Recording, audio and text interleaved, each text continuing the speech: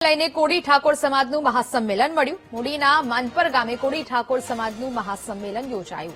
રાજુ કરપડા સામે કોંગ્રેસ ઉમેદવાર દિનેશ પનારાને જીતાડવા આહવાન કરાયું છે।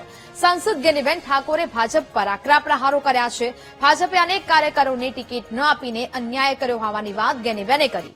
ભાજપ કે તંત્ર કોંગ્રેસના ઉમેદવારને હેરાન કરવાનો પ્રયાસ ન કરે। ભારતીય જનતા પાર્ટી કે જે વર્ષોથી ભાજપમાં મજૂરી કરી હોય એવા મજબૂત આગેવાનો હોય, મજૂરી કરી હોય, એ પાર્ટીમાં ટિકિટ માટે હકદાર હોય છતાં પણ એમને ટિકિટ ના આપે અને ગમે તે લોકો ગમે એટલાને પાર્ટીમાં એન્ટ્રી કરી હોય અને તરત ને તરત પૈસાના પાવરથી કે અન્ય રીતે ટિકિટ મેળવીને જે સાચા પાર્ટીના કાર્યકરો હોય છે એમને અન્યાય કરવા માટેનો પ્રયત્ન કર્યો છે।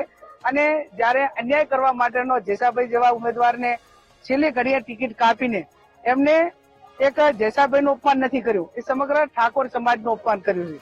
અને એટલા માટે કરીને આખો સમાજ એક મળીને દિનેશભાઈને સમર્થન કરે છે, બીજા સમાજોને વિનંતી કરશે અને 26મી તારીખે જે મતદાન છે એ મતદાનમાં કોંગ્રેસ પાર્ટીને સમર્થન આપીને જીતાડશે।